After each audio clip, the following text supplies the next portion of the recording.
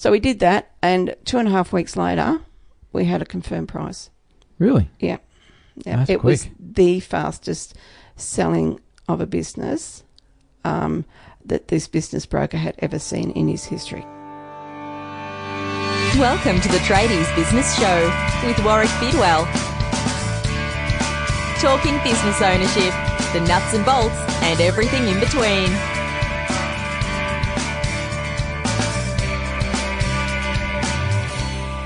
So joining me today on the Tradies Business Show is Lynette Gray, the author of Women in Workboots. Pretty sure that's self-explanatory, but rather than me do a crappy introduction, Lynette, can you tell the listeners a bit about who you are and how you came to be sitting in my office with the turquoise wall here and the mixing desk today? Oh, hi Warwick, how you going? Oh, I'm fantastic. Thanks for joining us on the show, by the way. That's all right. It's getting a bit cool outside today. But yeah, up here in windy Woombi or windy Toowoomba we are. Toowoomba, Yeah. Yes. Yeah, about myself. Women in Workboots was born out of an idea of being able to encourage and inspire other women to actually, initially it was into the transport industry. I was first challenged with the idea of a book, I guess, or an idea of giving back at a Queensland Transport Association breakfast when they were actually calling for mentors for women to get into the industry, because at that stage there was 22% that year and 23% the previous year of women in transport. But the actual percentage of women that were actually on the tools, so to speak, the ones that were on the forklifts and driving behind the steering wheel and that, was only 2 to 3%. And half of those were in Western Australia. So in the mines, obviously. In the mines, yeah. Yep. So what I decided to do was, okay, Eastern Australia, we've got to pull our pants up and see and encourage other women into it. So that was what the original idea of Women in Workboots started off as.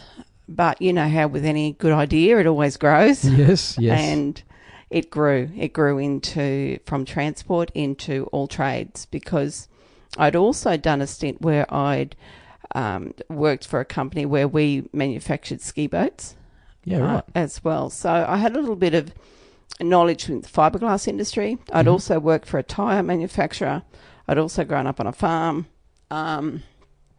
So my background, whichever direction I looked, had been in male-dominated industries.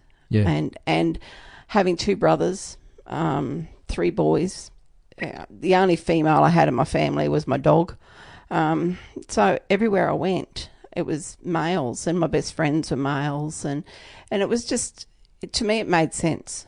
To reach out to other women that were in male-dominated industries. So that was how it was all sort of started, and it grew from there. Yeah, cool. Now, you haven't always been an international best-selling author. You mentioned transport industry. You had a business here in Toowoomba for a number of years. Yes. Which you sold how long ago now? We had that business, we actually started that business in 1997, and we created that from an idea of freight being moved around that needed to be refrigerated. And in those days, there was no such thing as safe food accreditation, and everything was just sort of chucked in the back of a truck with a few frozen ice cream containers, and off it went to Brisbane. So we started this idea of refrigerator courier. We did that for 19 years and had every conceivable thing you can imagine happened in that 19 years. Sometimes things happen more than once, but anyway. Some great business lessons, hey? Oh, yeah. Yeah, we learnt everything, And not only that, you also learn lots about people and your customers, and you also learnt, because it was the food industry, we learnt so much about every aspect of the food, because we would go into the kitchens of the restaurants, we would go into all the manufacturing plants, all the importers, all the airports, there was all sorts of stuff that you would see. So that was heaps of learning in that. Yeah, I bet. Now, we did that, for 19 years, and then we decided, we'd better sell it, because the kids were our youngest, who I was pregnant with 6 months with when we first started the business. Wow. He was 18. Mm-hmm. So we thought, okay, we'll sell it. A change of pace. And so we got it ready for sale. We put in lots of systems. We just tried to streamline everything, because previously with the Women in Workboots structure that I'd had, the book and the journey of the book, and doing workshops and public speaking and all that sort of thing that I'd done, the previous year I'd actually been away 26 weekends. Yeah, wow. And my weekend started from a Thursday and finished on a Tuesday. Yep. Right. Yep. So the business was that automated that it didn't matter where I was, whether I was in Karratha in Western Australia or whether I was in Melbourne or Sydney, it didn't matter. I knew exactly where every vehicle was, what they had on board, what temperature they were running, how many jobs they had left to do. Basically, everything's still about that business, so I could do it completely remotely.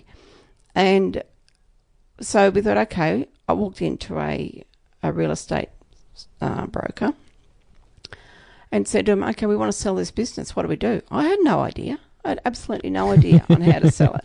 Put an ad on Gumtree. Yeah, well, I'd actually looked at businesses for sale on Gumtree and looked at what they'd done and thought, oh, that looks a bit dodgy. But anyway, so also in one of my stints, I had a 3-year stint of working for a valuer in town. So I had that information, reporting and all that sort of stuff also at the back of my mind.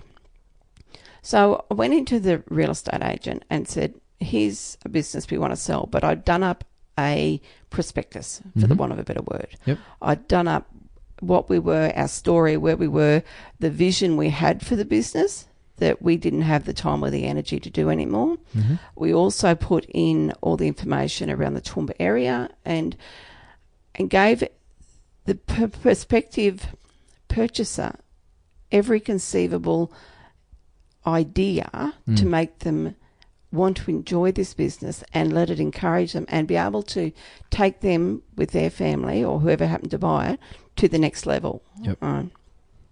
So we did that, and 2.5 weeks later, we had a confirmed price. Really? Yeah.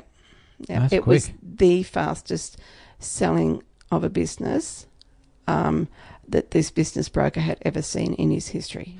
What do you think well, not the secret, but what do you think some of the contributing factors were to it being that quick? Because it was so simple, we'd proven that it could run without somebody, or they could manage it from afar. It was also the fact that I had all the systems. I had everything. I had 108 systems written up. So that was... everything from how to lock up, how to do absolutely everything. All the vehicles could be, all the information of the vehicles was in the cloud. All the accounting was in the cloud. So that just made ease. And also the employees that worked there, they knew what they were doing. Everything was simple. Everybody could cross everybody's other job. There was plenty of cross-rolling. So it was basically just a matter of somebody buying it, walking in and, close the doors as you, as the owner one day, and open the doors as them, the owner the next, and everything runs smoothly. Yeah, that's exactly what did happen, because when the new owner took over, we had a contract that took them out of town for 3 weeks. So we wanted them to take it over before that contract started, because that would give them a cash injection to get through the quiet months early in the the January, February, March we all know can be quiet. Yep. So they had that. So they took over, and then for the 3 weeks they were out of town, and our clients didn't actually meet the new owner for 2 or 3 weeks, and it didn't matter. Yep. It still went. Yep. It's still, and as far as I know now, it's still just going as it was. I'm curious, and you don't have to disclose how much you sold the business for, but did you get the price that you wanted? We went through a really rough patch in 2010, just prior to the floods. Yep. And we actually had it valued then, and we sold it for 15 times more than it was worth in November 2010.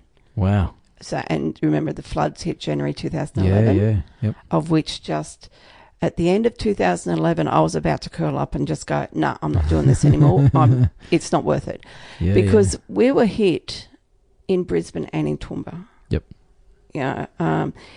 We had staff that lived in Grantham. They had to drive through Grantham every day to go to work. Wow.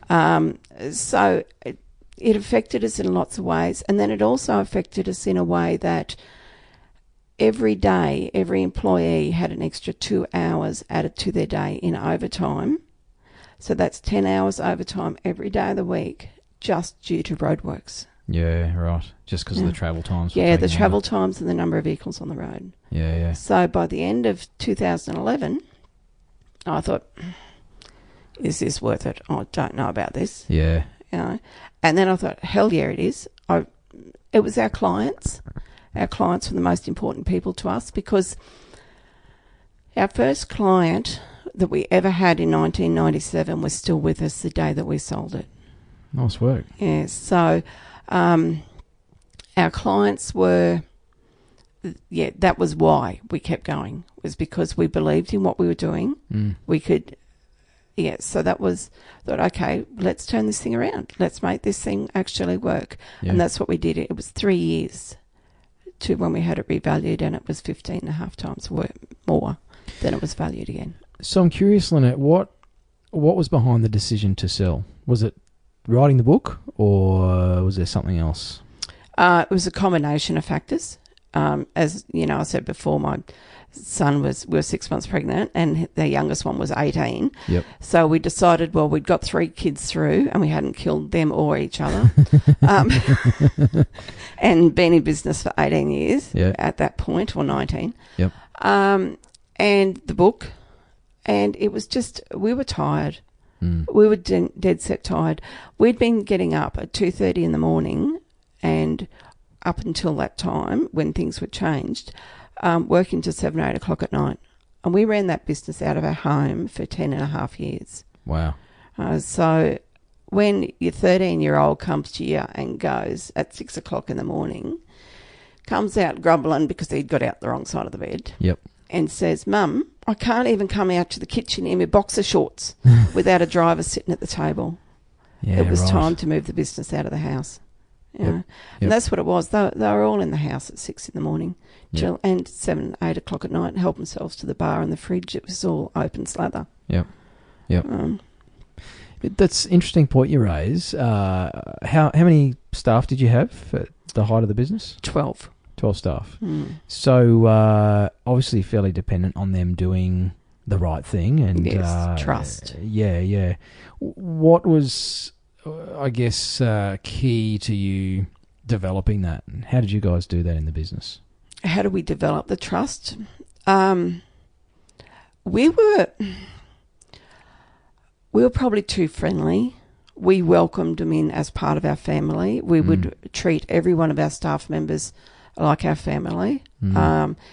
If a client gave us, spoilt goods or, leftovers or overs or any of that sort of stuff as they do in the food industry, we would automatically share it amongst them. Yep.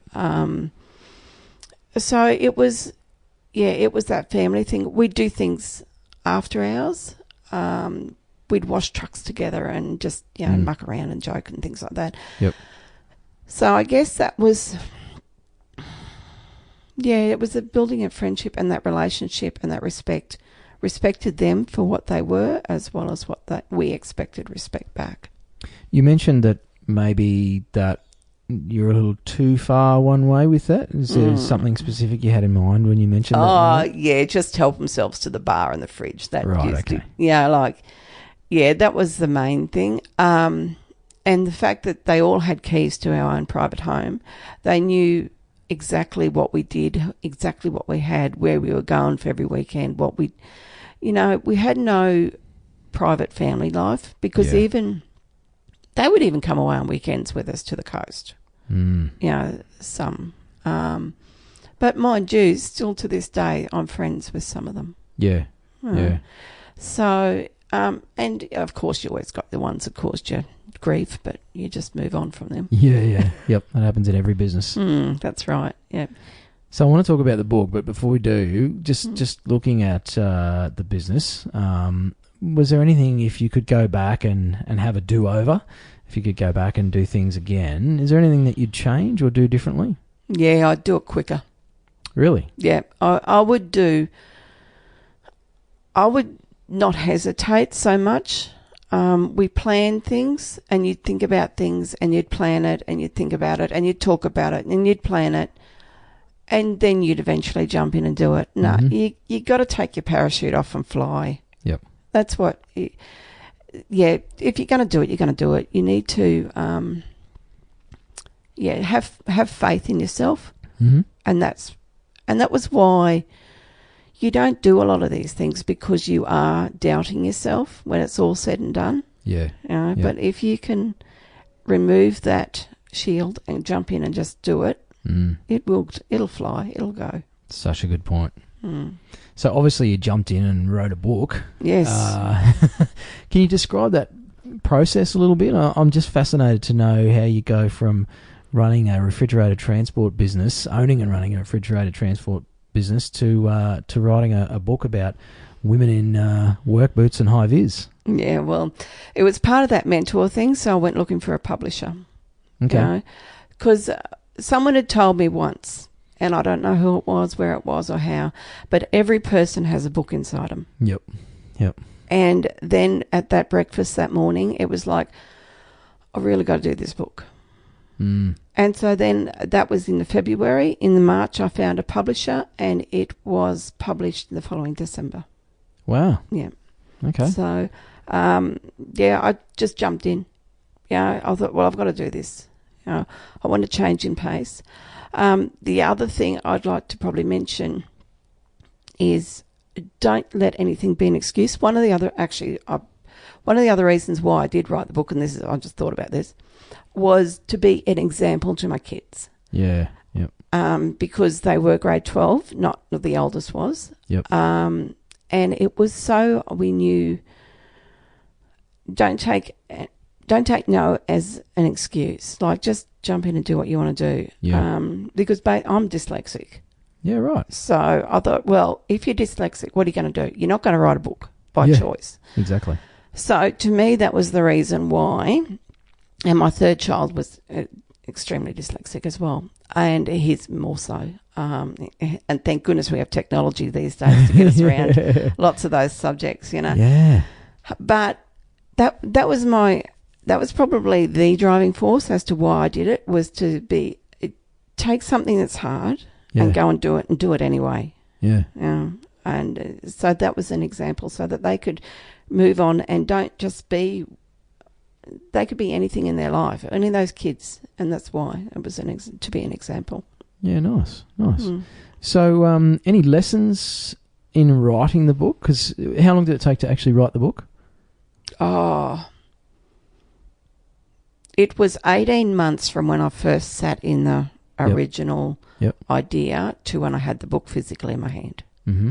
Yeah. And what portion of that was actually writing the book? So you sitting down with a keyboard and... None. Me and a keyboard and the stories. Don't know about that. A lot was... This is where you just talk. Yep. I would ring them up, because it's a series of interviews. Yeah. I would ring the girls up and we'd have a chat. And then I'd just get it typed up, by one of our little helpers across the sea. Uh-huh. Yep. Bring it back, and then I'd start hacking into it, which way I wanted how I wanted to. I didn't change what they said because I wanted it written in their voice, how they answered things. Mm-hmm. But it doesn't take that long. It's interesting because these days, I guess when you hear about people writing a book, we do still picture sitting down at a little dim desk somewhere with a maybe not a typewriter these days, probably with a laptop. A pen and paper. But the reality is technology means we can do things very differently. And as you say, just having a chat to some of these women, probably not dissimilar to what you and I are doing now. No. And then having that transcribed by somebody else, and hey presto, you've got a book. Pretty much. Sounds pretty nice much. and simple, but It obviously does. 18 months, it wasn't quite that easy. Yeah, there was a few things along the way, but the hardest thing about it was writing my chapter. I was going That to ask was- you what was the toughest thing about Yeah, the book. because the publisher said to me, you got to write your story. I'm going, my story? It's boring. What do you want my story for? Who wants to hear about me? Yeah, exactly. Anyway, so that was the challenging thing. So when you read my story in there, there's lots of hints and tips, and there's a story around a reason why we did stuff. Yep. And it's a little bit different. Yep. And just one that comes to mind is riding 4-wheel motorbikes. Mm-hmm.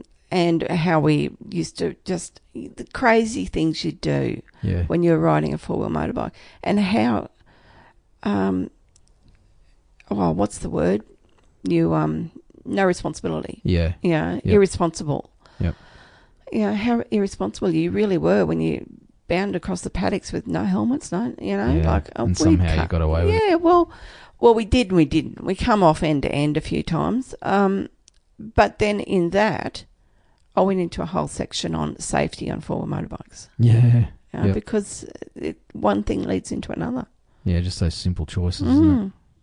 Have you got like a most memorable chapter or subject in your book? Because, and just to put the listeners in the picture, pun intended, your book, Women in Workboots, is basically a series of interviews with women in male-dominated industries, essentially, from mining to I'm just going to get my notes. transport, and it was interesting to see, like, there's a general manager of a mine in there, and I guess there's many and varied stories in there. But have you got a most memorable or a favourite in there that maybe even spoke to you more than some of the others?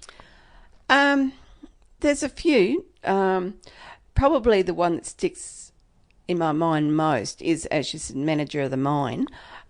Julie Shuttleworth is her name. Mm-hmm.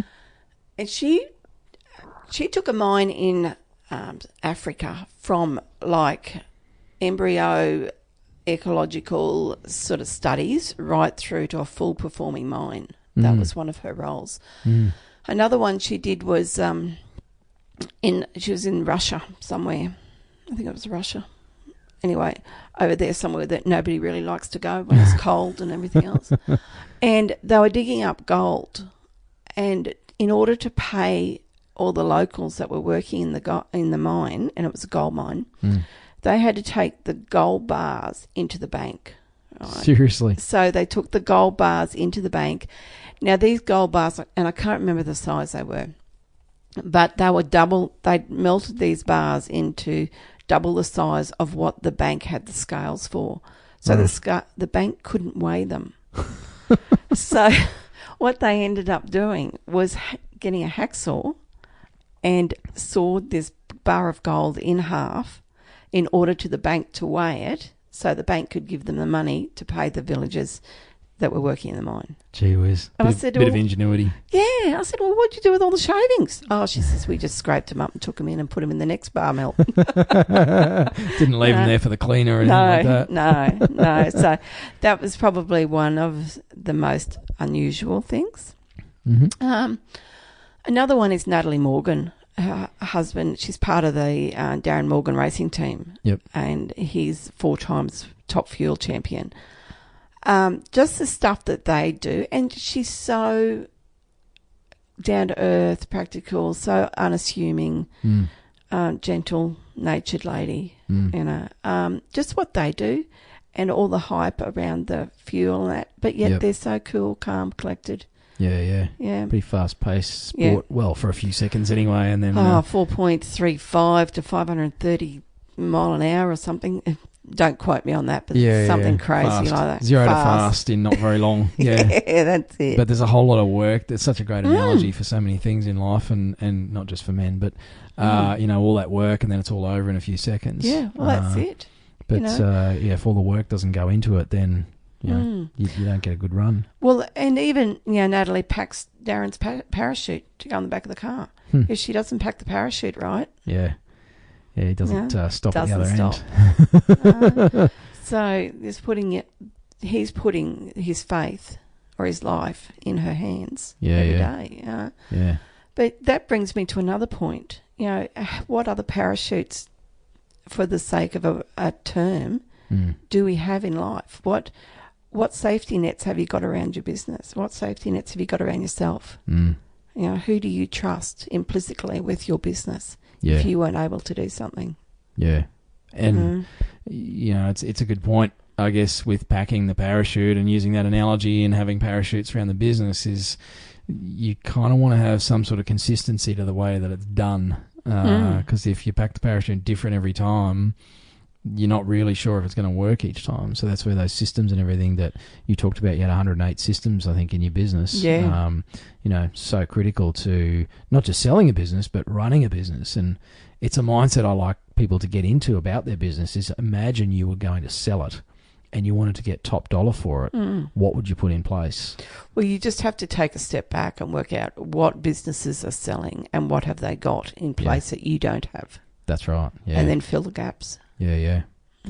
So, Lynette, I want to go back to something you mentioned at the start of our chat, and you quoted some stats about women in certain industries, and particularly in transport. I'm curious to get your opinion on why you think those stats are so low. Why are the numbers so low? I mean, there's a lot of banter in the media about equal pay and women in the defence force. I was reading something recently that they've stopped recruiting men into certain roles in the defence forces to try and get this sort of mystical equality happening. But as someone who's worked in those industries and obviously writing the book, you've done a lot of research and chatting to people. What are your thoughts on those disparities?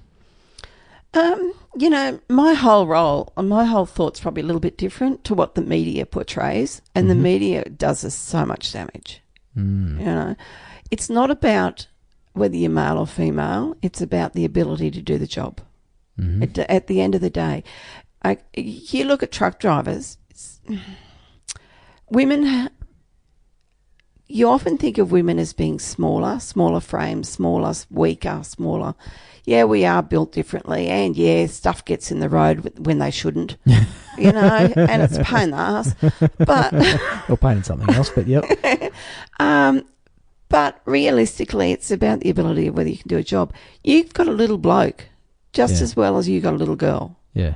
And same with height and all the rest of it. So it's not about men and women's jobs. It's just the way it happened. Like in the war, the women ran the country. Yeah. That was it. The men weren't here. Yep. They were off saving us. Yeah. So everybody had a role to play, though. Everyone did. Yeah. Everyone did. And it's not about the glamour of being a plumber or the glamour of being it's about doing what you really want to do. It's about your passion. Yeah. Where you want to go, what you're really interested in. Yeah. If you're interested in hair and makeup and looking pretty and everything, well, that doesn't matter if you're male or female. That's right. If you want to be a nurse, be a nurse, whether you're male or female. If you want to be a truck driver, plumber, miner, doesn't matter. Do you think it's harder to, as a woman, to work in certain industries? It's getting less so, and it's probably an age thing. And it's to do with your confidence level. And your self-awareness and your self-confidence, really. It's not... And when I say an age thing, and I don't know how this is going to come out, but it'll probably come out the wrong way, and that'll all right. I'll get the complaints. It's okay. That's okay. They got your phone number, not mine. They got my website, but anyway. Yeah. Basically, if you do get your 40-year-old sarcastic, chauvinistic male, You just got to figure out how to warm them up. Mm-hmm. You know, there's more than one way to skin a cat. You know, you need the result. Basically, I don't care how the result's done. I just want the result. You know, who cares whether he does it, you do it, he says he's great and he does it? Big whoop. Yep. Doesn't matter. Job's still done. At the end of the day, you still get paid. You know, and then you get to go home to your family, whether you've done a good job or a bad job. Yeah, exactly. So that's my opinion on it. So I have a few lady tradies that listen to the show, and I certainly have a lot of tradie wives or tradie partners that are playing critical roles in that support role of often doing the books, often dealing with a lot of the paperwork and the administrative side of things. I mean, it's just a natural progression for the way a lot of trade businesses evolve. The guy's on the tools, he chose to do a trade. The woman ends up getting dragged into the business either voluntarily or kicking and screaming to help out. Or maybe she does it because, the men are so crap at it. But the business side of things. But for the ladies that are listening, having come through, a very male blue-collar business, and I guess now, again, with your insights in the book, Lynette, what sort of advice would you like to leave for the ladies that are listening, as far as running a business or growing a business and perhaps working in those male-dominated industries? The best advice that I can leave for those women, basically, if you support your husband or partner and you enjoy doing what you do, great, do it together. Jump in and run with it together. But if you don't and you find it a struggle, find someone who can help you to do it for you so you can go and do what you love. You don't have to do it. There's plenty of people out there that can do a job 10 times better than you if you find it a struggle. And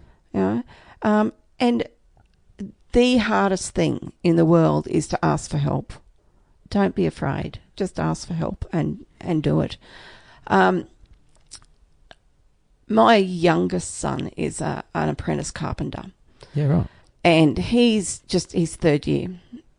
And I nearly had a fit at the end of, when was it? It was only recently, within the last few weeks. His boss was actually not well, and he's had to change to another employer. Now, in the process of that, they talked about it because he's got an ABN number because of his ute, and he's got a few other bits and pieces. Yep. Because he had an ABN number, they were prepared to let him go across as an apprentice, sign him off, and let him go across as an apprentice, and then he can just go straight into business. And I'm going, no way. He wouldn't know the first thing about any of it. He doesn't know the first thing about collecting money, how much to charge, or anything. And that's not fair. But it made me think and made me realise how easily it is that these guys end up in a business on their own. They get to end of fourth year. Their boss no longer wants them because they can't get whatever subsidy. Yep. They need an income, so they start doing their stuff on their own. But they have no idea. No one's told them or trained them how to send out a bill, how to collect money, how to do their baskets, how to do any of that stuff, how to just keep their fuel dockets in one spot would be a good start. Yeah, it's crazy. So this is how it all sort of, and then that bloke gets a girlfriend, and then that girlfriend's got to clean up his mess. It's kind of typical, isn't it? It is. And I guess that was the mess that the blokes make. Yeah, well, that was the reality check I had. Like, it was, this is how it happens, and this is how easy it happens, and it's just a continual small decisions. Yep. It's just little decisions every day that suddenly, 12, 18 months' time, they're in strife of some way. They don't know they don't know where their stuff is. They don't know. But they got all the toys because we've been making good money. Yeah. Yep. But we mightn't have done it the right way to be the best benefit. Yeah, and it's interesting. I was chatting to a previous guest about about business and about the mindset shift that's required to own a business or to be a business owner versus a tradie on the tools. And, we wonder why suicide rates and mental illness are so high for particularly trade-based business owners. Well, it's not only trade-based. Truck drivers are way up there too. Yeah, yep. Because, same as a tradie, they go out, they got to buy all the tools, they mortgage half their house. Yep. And then they've got to make the money. They don't know where it's coming from. They're stressing about the jobs coming in. There'll be a downturn in the building industry. And we're not equipping the next generation with the business skills and the mental resilience skills to actually deal with that stuff. So then you poor women are left to clean up our mess again. Well, yeah, or we need to sing out and say help. Yeah. Get little Janie in to do 2 hours a week. Yeah. Yeah, because that's all it really takes. Yep. Especially if there's depending on the size of the business, obviously, but Yeah. if you've got 4 or 5 blokes working for you, you've got enough nous to realise all that stuff. Was there a turning point in your own business? If we go back to the refrigerated transport business, was there a turning point where you realised that you had to do those things yourself, or you were looking at a different future? I was in the office a lot initially. I was also in the vehicles a lot, and the kids were pushing boxes across the side of the truck from when they were 18 months old. Once they could tall enough or big enough to push a box, they were in the truck. Is that legal? Oh, we Did you pay them? Well, yeah, we did pay them in McDonald's. Bribery. Bribery, yeah. But no, they would that was it. That was their way of being able to help. Yep. They had to, otherwise we would never have seen them. That was just the way it was. They were brought up in the vehicles. Yep. Do you think that's necessarily a bad thing? I'm just jumping in there, but having kids involved in your business or part of the ongoing day-to-day business stuff, do you think it's a bad thing? No, definitely not. Because those 3 boys are all completely very well balanced. One, so that he's actually in Melbourne working for a transport company. Following in the footsteps? The other one is a mechanic, a diesel fitter mechanic, and the other one's a carpenter. No. Teaches them work ethics. It also taught them the value of money. Yeah. Because when they used to go with us in the vehicle and we go to Brisbane and, kids are always hungry. First McDonald's, can I have McDonald's? Can I have KFC? Every stop, every place you stop, they were hungry. Yep. So then we thought, righto, well, we'll pay you. So we paid them, I can't remember now, I don't know, $2 an hour or something. Mm-hmm. Anyway, but they weren't paid for when they slept. Because they're getting in the truck at 4:30 in the morning, getting home at 6 o'clock at night and going, I've had a 14-hour day. No, buddy, you haven't. You slept from 6 till 8. Yeah. And then 2 till 4. Yep. So that was taken off, but then also was taken off all their food. Any food that they wanted, we took it off, because then they suddenly realised that the value of McDonald's burgers and what it actually was. Yep. And they stopped asking. Yeah. Saved it up. Yeah, they wanted, that was when they were getting a bit older, 10 or 11. They were like, oh no, I want an Xbox, so I'm going to work to get an Xbox. Yeah. So sorry, I derailed you a bit, Lynette, but sorry about that. Turning point for you in your business of making that shift, I guess, in getting it to the stage where it was basically running itself, as you described earlier, to being in it 24/7. I remember one pivotal point was we had a muck-up and we had to deliver 1 box of sausages to a town a few hours away. And I had to have stuff. It was end of compliance, so I had to get reports and that done. Yep. And I was running late and everything, and I just had so much to do. And I'm driving down the road, middle of nowhere, with 1 box of sausages in the back, and I'm going, fucking sausages. This is it. I am not doing this anymore. Yep. Someone else has got to do this. Yep. And that was a turning point when I said no more. Yeah. So that's all it took was a box of snags. Yeah, one box of sausages in the middle of the sticks, So, yeah, it's a bit of a... that was... Yeah, and there's... Realistically, you have turning points all the time. Yeah. You don't realise. Every day there'll be a little turning point of some sort. Yep. Each day, because it comes in a form of a small decision.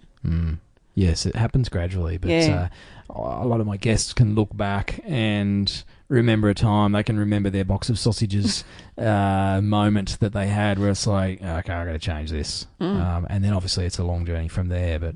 Yeah, that's a good little story. Yeah, it's just that one point. And I distinctly remember it because I was cranky. I was really cranky. Cranky because it had happened, and cranky because I was the one that was fixing it, and I was cranky because I was still working at 10 o'clock at night to do what I had to do. Yeah, to do the rest of your job. Yeah. Because someone else didn't do theirs. Yeah, that was it. Yep. Yeah. So. What's been the best thing about writing the book, Lynette?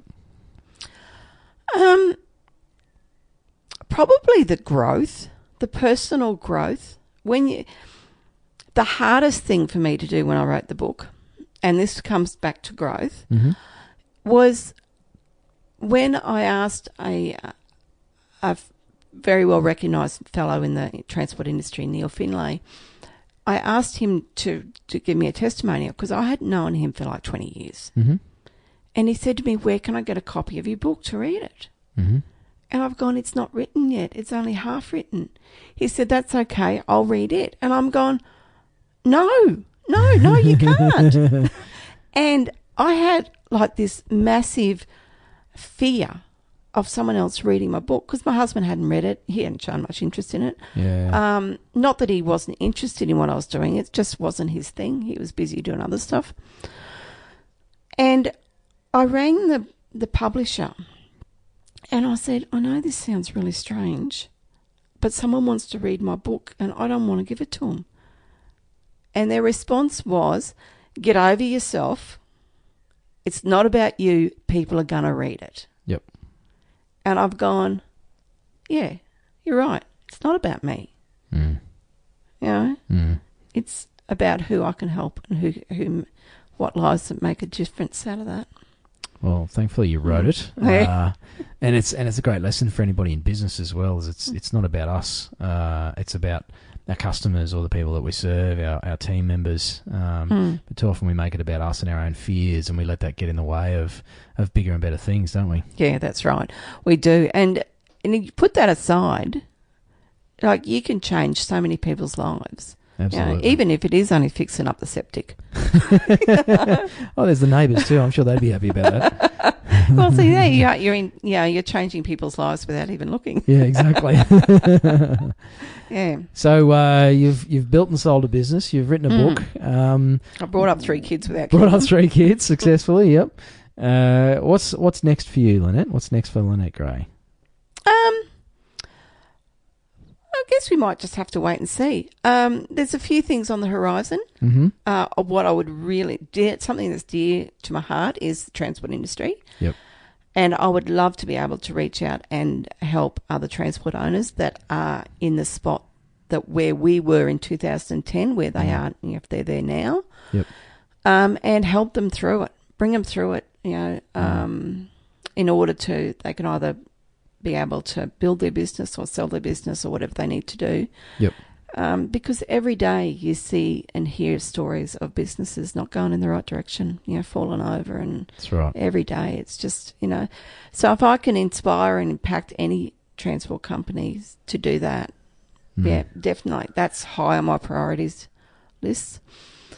And, just workshops and helping other kids and other women in trades or whatever. Yep. Definitely empower the women. Good stuff. Well, if people want to find out more about you or about the book, what's the best way for them to do that? Actually, the best way is womeninworkboots.com.au. Great On stuff. there's contact details and everything, so that's the easiest way. Just straight there and you're in. Awesome. Well, thanks for coming into the studio, the Flash studio today, cool. Lynette, with the unpacked boxes and everything from my move. But thanks for coming in. Appreciate your time, and thanks for sharing your tips too. There's been some great insights in there for our listeners. So definitely go check out Lynette's book, Women in Workboots, and you can check out the website at womeninworkboots.com.au. Wonderful. Thanks Warwick. Thanks It's been again. a pleasure. Great stuff. All right, Ta. You've been listening to the Tradies Business Show with Warwick Bidwell. Want to get off the tools and into true business ownership? Find out how at tradiesbusinessshow.com.